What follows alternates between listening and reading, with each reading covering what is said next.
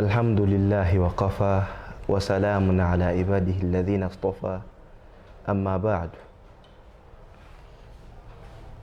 tutandise n'okutendereza Allah subhanahu wa ta'ala, tuzzaako okusalira ku nabbi wa Muhammad sallallahu alayhi wa sallam.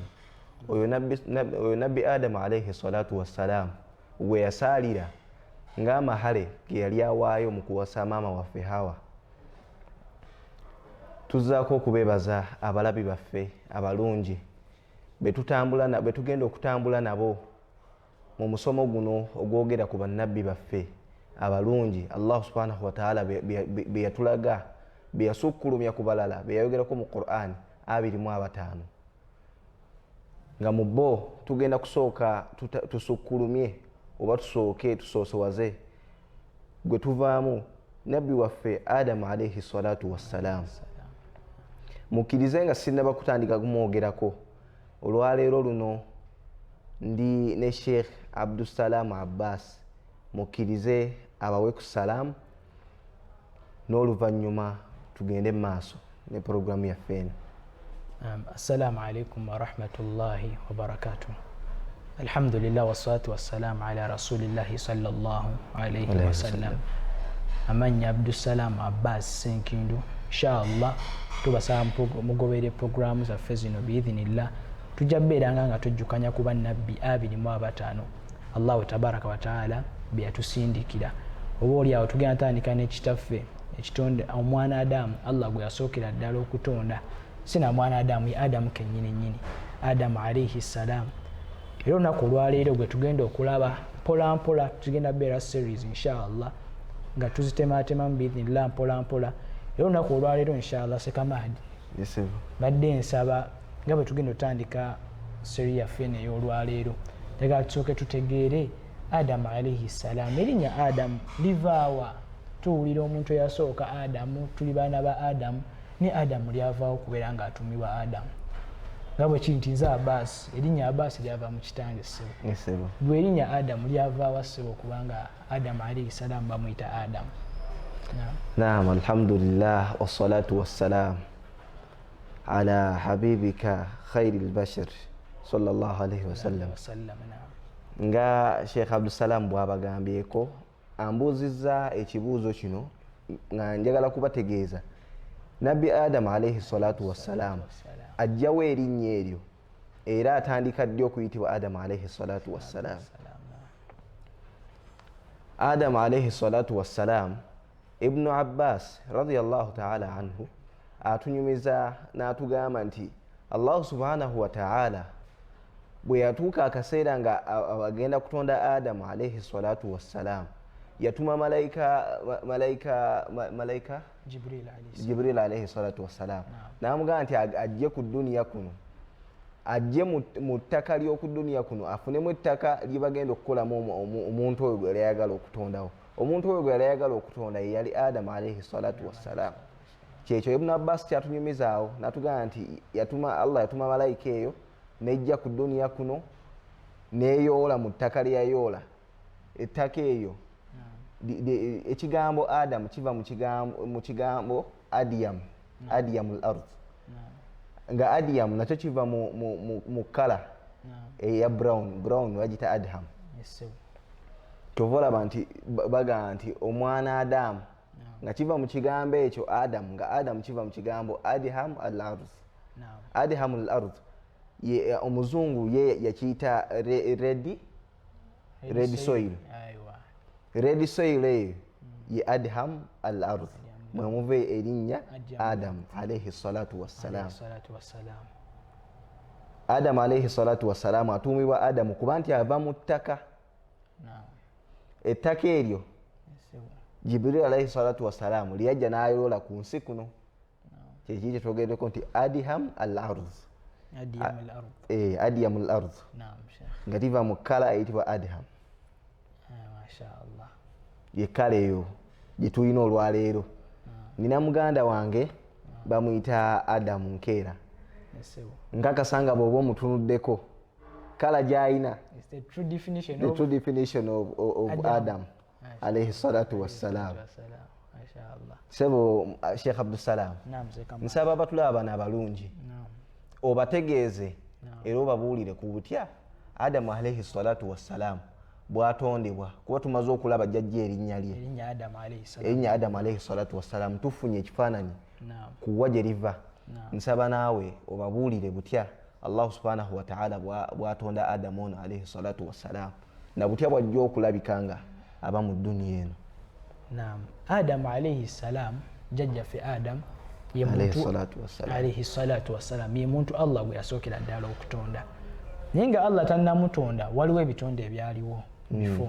Waliwo amajinni Allah n'agajjawo. Waliwo zimalayika. Naam, n'ebifaanana. Kati mu bitonde ebyaliwo bamalayika Allahu tabaraka wa taala nga bw'atugamba mu Qur'an yagamba wa idh qala rabbuka lilmalaikati inni ja'ilun fil ardi khalifa. Allah lwe yagamba bamalayika kuba ebitonde ebyaliwo nga tannatonda mwana Adamu kuba bamalayika batusooka okubeerawo. N'agamba inni ja'ilun fil ardi khalifa. Ngenda kuteekawo mu nsi omusigire. Ngenda kutonda ekitonde ekirala. Ne bamugamba yabagamba ngenda kutonda ekitonde ekirala. Malayika za Mungu siwe zamubuuliriza nizivuga nti atajalu fiha man yufsidu fiha wa yasfiku dima. Bamalayika ne bamubuuza ya Allah. Ffe weetuli olidde tukusinza ya Allah. Tukutendereza tukugulumiza yagaye kwabaga nahnu nusabbihu bihamdik wa nuqaddisu lak. Allah tukola buli kimu kyonna tukusinza nga bwe tulina okusinza. Ate mu kaseera ke kamu nga tubikolera atajalu fiha man yufsidu. Agwaga kuleta wati Allah bagenda okwonoona. Bamalayika ne babuuza Allah tabaraka taala ogenda kuleetawo mwana Adamu ate agenda okwonoona ku nsi ayiwa omusaayi ayonoone ekigenze ewala. Oba nfuna seeka kira bamalayika bo baamanya yamanya nti Allah agenda tonda omwana. Awo njagala okubuuliza Sheikh Abdussalam tubuulire bamalayika bano bamanya batya nti omwana Adamu ono Adamu alayhi salatu wassalam Allah gwayagala okutonda ajja kwonoona. Bamalayika bategeera nti Adamu alayhi salatu wassalam oba omuntu agenda okujja kubanga Adamu Allah alayogera Adamu yali representinga ffenna mwe twava era oba oliawo ne tu characteristics ez'abaana b'abazzukulu ze tulina essaawa zino ensonga ziringa nnya inshallah kwe bategeera. Sabo tubuulireko ssebo ensonga esooka n'atulaba omulungi oyo ategeere malayika zaava kuki okubuuza Allah subhanahu wa ta'ala oba okumuga nti lwaki oyagala kuteekawo omusigire agenda okwonoona agenda okuyiwa omusaayi ku dduniya okwo kweyagala omumuteeka. Ng'ate ffe tukola ki? Ng'ate ffe already tukutendereza kubanga mu bimu ku sifaati z'abamalayika attributes zaabwe Allah agamba la ya'suuna Allaha ma amarahum wa yaf'aluuna ezijeemera Allah ku buli kyonna ky'aba aziragidde. Exactly, bamalayika bakola Allah ky'abalagira. Ate omwana Adamu oba oliawo ffe twonoona. Ensonga esooka nennaku zino balina enjogerega nti abaddu bakola bye baagala ebyo baabivaako okwawukanako nga zimalayika bwe tulabe nti zo la ya'suuna Allaha ma amara bakolanga Mungu bw'abalagidde era bw'ayagala bo tebaabivaako nga ffe essaawa zino bwe tutambula nga bwe twabivaako. Nsaba Allah atuggyemu abo aboogera enjogera era bagikolerako. Sheikh Abdussalam nsaba otubuulire ku nsonga ezo. Ensonga esooka kigambibwa oba oliawo bakozesa qiyas okusinziira ku bitonde ebyasookawo kubanga ebitonde bino ebyasookawo amajinni gawangaala ku nsi ne goonoona okwonoona Allahu tabaraka wataala n'akola ki n'agajjawo n'agazikiriza.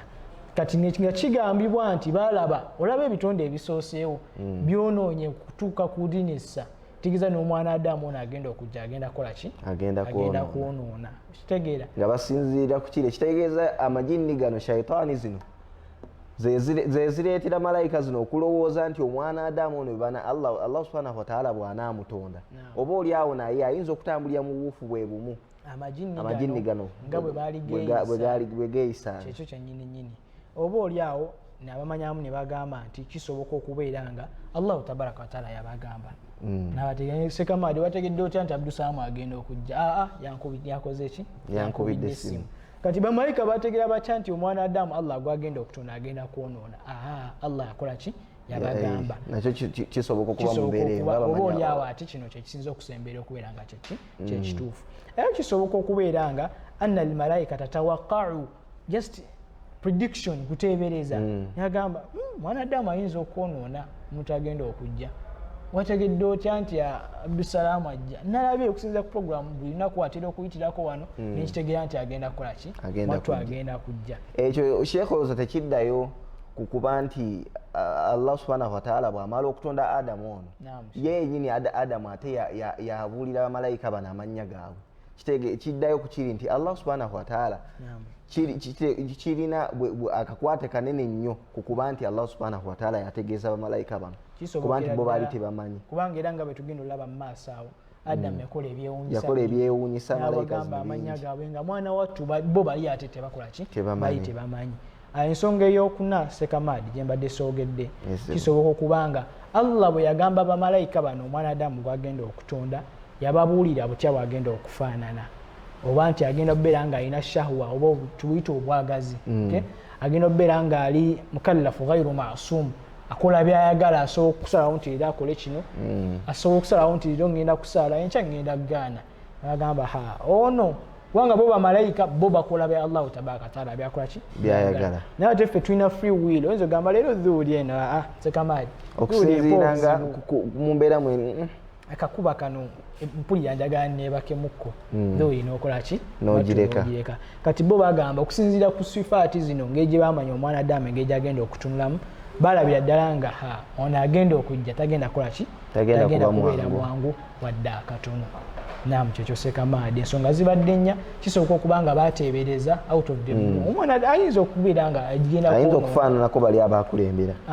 eyo nayo ensonga yakubiri ensonga eyokusatu kubanga kusinziira ku byebalaba nti ajja bbanga asobola okukola kyayagala nga bw'ayagadde ajja kusaala bw'aba tayagadde essola ajja kukola ki ajja kugireka ate nekisoboka okubeera nga ajja bbanga Allah yabagamba n'abategeeza nti omwana Adamu gwegenda okutonda mwattu bw'anaabazze mujja kujjamu abatta bannaabwe ababbi abali b'enguzi n'ebibifaanana n'ebikola ki naye mu kumaliza Allah subhanahu wa ta'ala si we yabagambira nti inni a'lamu ma la ta'lamun exactly ya Allah tabaraka wa ta'ala n'abagamba qala inni a'lamu ma la ta'lamun nze mmanyi bingi mwe byemukola ki byemutamanyi kubanga bo Allah tabaraka wa ta'ala mumanyage huwa al-alim huwa al-alim Allah yamanya tefantu yamumanya asinga abamanyi bo tedi byonna ebitono betumanyi wama min ilmin byonna irimu yonna yonna gye tukola ki gye tulina fa min Allah ekola ki eva wa Allah tabaraka wa ta'ala nabwe kitu ye Allah yamanya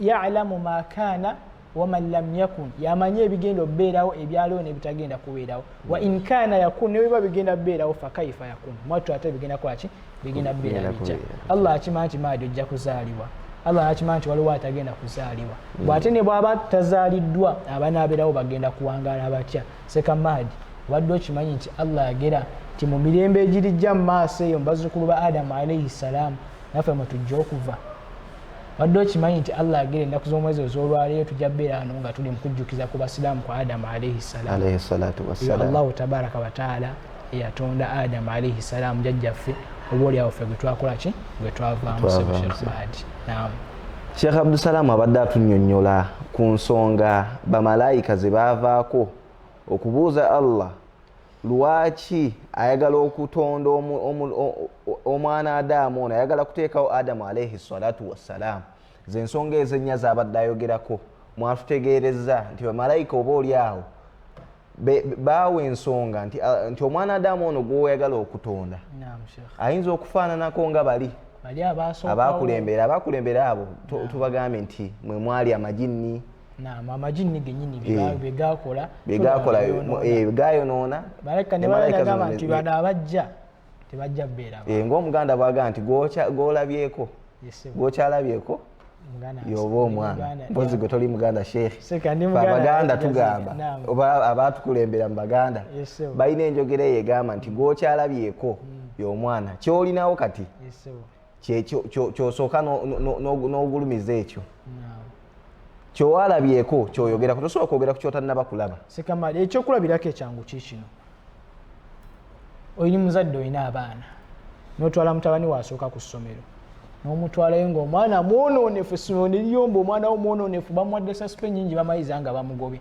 nga bannange neetayo omwana owookubiri neetayo mutaba addako oli yali mukulu we nabamuleete naye asomereko eyo nabo tebayinza kwegomba ku receiving ono bwe batannaba kulaba olaba mukulu we olaba yatuyisa bwati ate ono yajja kusukka ono ayinza okuyitirira waye training aba afunye malaku kubanga ye aba afunye experience okusinziira ku kyalabye ku mukulu we kyabadde azzaako kitegeera kati nabo balabirawo ne bagamba olaba bali abasookawo baali beeyisa bwe bati kati olwo agenda okujja ate yajja beera mwanjawulo nnyo ayinza okuba omusukkulumu ayinza okukola ebisinga ne ku ono byakoze ne ku bano bye baali bakoze naye ate mwanatu allah ya adamu nagamba qala inni alamu ma la taalamu zimmanyi ate mwatuma byemukolaki byemutamanyi naam nashe maadi ndowooza seri yaffe eno biidhinillah tugenda kugikomya wano tusaba abagoberezi baffe abalungi abatugoberera tugenda kuzzaako marahilu khalqi adamu alayhi salam mitendera ki allahu tabaraka wataala gyayitamu okutonda ani adamu alayhi salatu wassalam allah ayita mumutendera ki omumutonda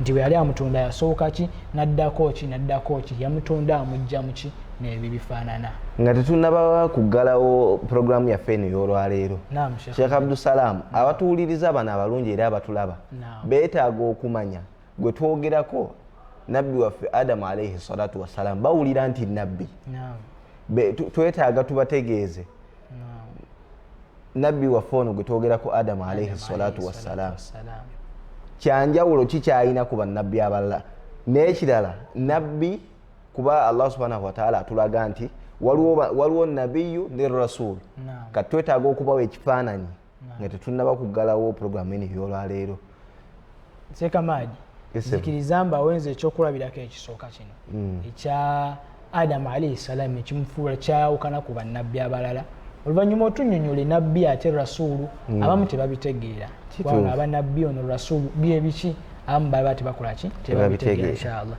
ekisooka adamu alayhi salam nabbi gwe tuli mukulaba ekisooka allah amwogerako ne mukola n'agamba inna mathala isa inda allahi kamathali adam ekyokulabirako ekya isa alayhi salam nabbi yesu eri allahu tabaraka wataala alinga adamu alayhi salam mu mbeera ki nti isa alayhi salam allah yamutunda talina taata allah yali inama amruhu idha arada shay'an an yaqula lahu kun fayakun yagamba mathala isa inda allahi kamathali adam إن مثل عيسى عند الله كمثل آدم خلقه من تراب ثم قال له كن فيكون الله يقرأ بوجزين تبيرا آدم عليه السلام نابيرا يقام بقام بيرا عيسى عليه السلام ناكلاشي نابيرا نبي آدم عليه السلام تيينا تاتا فتوينا باتاتا سوينا تاتا nange nina kitanga nzala nina tata wange omulungi afande haji Yasin Mulindo Sulamba nange tata wange Abbas Ibrahim tulina batata baffe naye oba oliawo adamu alayhi salam kuba nabbi abasigadde nabbi muhammad sallallahu alaihi wasallam yalina taata we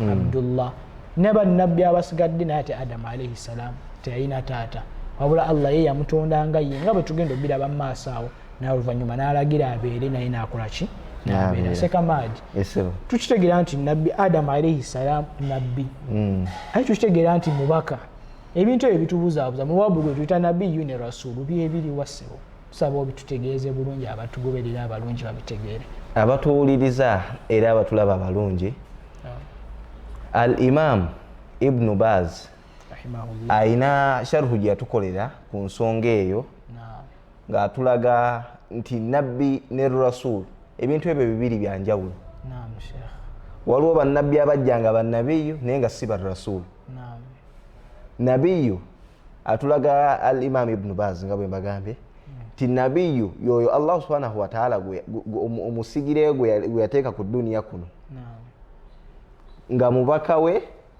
naye nga yakola ebyo bye yamulagira naye nga teyamulagira kutuusa oba kubuulira balala nakubategeeza nti allah subhanahu wa ta'ala aŋŋambye bw'ati nga teyakikola yenjawulo eri wakati wa nabbi kuba rasul tulaba nti rasul abeera nabbi nga ate rasul allah subhanahu wa ta'ala bayamusindika nga mubaka we ate nga mutuusa nga mubaligha alina okutuusa okutegeeza bano allah subhanahu wa ta'ala baba amutumyemu nabiki allah subhanahu wa ta'ala byaba amutumye nabyo yenjawulo gye tulaba nti nabbi allah subhanahu wa ta'ala bw'abanga yamugamba kusaala yafaalu kadha bw'abanga yamugamba kusaddaaka ye kennyini ng'omuntu akyekolera okuba kusaala asaala bwe kuba kusaddaaka asaddaaka naye rasul allah subhanahu wa ta'ala amutuma ng'alina mu kutumwa kwe alina okutegeerezaako abalala nti allah subhanahu wa ta'ala yagamba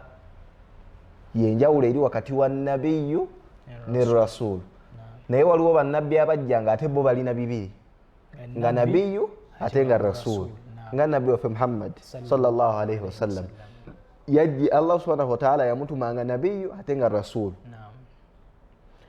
Nga bwe tujja tulaba ekyokulabirako ekirala ku nabiyyu waliwo yali Haruna, bwe naba nerabidde ojja kunzikiza musebo. Haruna, nabbi Haruna alayhi salatu wassalam, Allah subhanahu wa ta'ala yamutumanga azze kuyambako Musa alayhi salatu wassalam. Kyono yali Haruna nabbi naye nga azze kuyambako muganda we olw'okuba nti yalina obuzibu nga tasobola kubuulira bantu, yalimu okunanaagira nga tasobola kubategeeza kyayagala kubategeeza mu bwangu. Allah subhanahu wa ta'ala n'amutumirako muganda we, ye nabiyyu ne si rasul. Ate tulaba nabbi Muhammad rasul ate nga nabiyyu. Kyekyo kyenjagadde okugirayo abatulaba abalungi bafune enjawulo eyo wakati wa nabiyyu ne rasul. Kati Adam alayhi salam alayhi salatu wassalam yali nabbi ate yali rasul. Sio kiri Sheikh? Yes. Naam. Kakasa bulungi nti abagobezi bafa atugoberera olwaleero afunyeemu era ayawudde wakati w'ebintu ebyo bibiri. Oba oli awo abadde takimanyi agenda kutandikirawo okuba nti afuna amakulu g'ebigambo ebyo bibiri, omubadde nabiyyu ne rasul. Lwaleero tutambulidde ku kumanya erinnya lya Adamu alayhi salatu wassalamu lyavaawa, era ne tumanya atuumibwa atya Adamu alayhi salatu wassalamu, ne tumanya n'ensonga Allah subhanahu wa ta'ala malayika ze zaamuwa nga tannaba kutonda nabbi Adamu alayhi salatu wassalam, kuba nti malayika ezo zalowooza mu kusooka zaamubuuza nti Allah oyagala kutonda omuntu oyagala kutonda omuntu oyo ng'ate ffe ayonoone ng'ate ensonga ezimukutonza zimu ku zo ze tukola. Kwa Allah agamba ma khalaqtu al-jinna wal insa illa liya'budun. Ensonga lwaki Allah atutonda ffe abantu n'amajini kumusinza. Nga ate balaba amajini agasookawo gaali mu kusinza Allah tabaraka ta'ala ne gajeema. Nga balabira ddala n'omwana Adamu bajja n'agenda kwa ayinza okutambulira mu buufu bwe bumu. Agenda kwonoona bwonoonyi. Nati Allah abaddamu ekigambo ekyannyumira. Qala inni a'lam ma la ta'lamun. Muno atuze mmanyi ate mwe mukola ki? Bwe mutamanyi. Ze ensonga ezo Sheikh Abdul Salam ze yabannyonnyoddeko waggulu ezo bamalayika kwe baava okwemulugunya nga Allah subhanahu wa ta'ala ayagala kutonda Adamu alayhi salatu wassalam. Mbasaba mwekuumire ku lutimbe luno gaggadde, tujja kujja tubannyonnyola ebikwatagana ku bannabbi bammwe 25, naye nga mu kusooka tukulembeza nabbi waffe Adamu alayhi salatu wassalam, taata waffe mwe tuva okuba nti nze naawe olwaleero Sheikh Abdul Salam nga bwe banoonya abaana Adamu batunulira nze naawe, naye nga twava tubadde twogerako wano Adamu alayhi salatu wassalam. Tugenda kuba bategeeza abaddu bano abatulaba mu series ez'enjawulo kubanga kasa tetuyinza kumwogerako lwaleero ne tumumalayo. Ebingi Adamu alayhi salatu wassalam Allah byamuwa byazza atambula nabyo mu bulamu, byajja atambula nabyo mu bulamu bwe, bye tutasobola kwogerako mu budde buno bwe tulina obufunda. Nkubiriza abatulaba bano beekuumire ku mutimbagano guno omulungi. Oba oli awo bajja kufuna irimu ya Adamu, oba bajja kutegeezebwa Adamu alayhi salatu wassalam, butya bwajja atondebwa, butya bwe yawangaala na buli kyonna ekyamufaako nga mutambula naffe. Inshallah tabaraka. Tubadde ne Sheikh Abdul Salam Abbasi Senkindo, mutabani w'abangi era omulungi. Nsaba akkiriza abasiibule oba oli awo tukwatagane mu programu eddako mu seri yaffe naddako. Sheikh Abdul Salam kusaba onsiibuli omulungi ono atulaba. Abalungi abatulaba programu yaffe inshallah eddako egenda bbeera ya marahilu khalqi Adam alayhi salatu wassalam, mitendera ki Allah gyayitamu okulaba nga atonda Adam alayhi salam, yatandikira ku ki, yazzaako ki, kye ekyatuukawo ng'ali mu stage bweti inshallah. Tubasaba mwekuumireko sallallahu ala sayyidina Muhammad wa ala alihi wa sahbihi wa sallim walhamdulillahi rabbil alamin. Assalamu alaikum wa rahmatullahi wa barakatuh.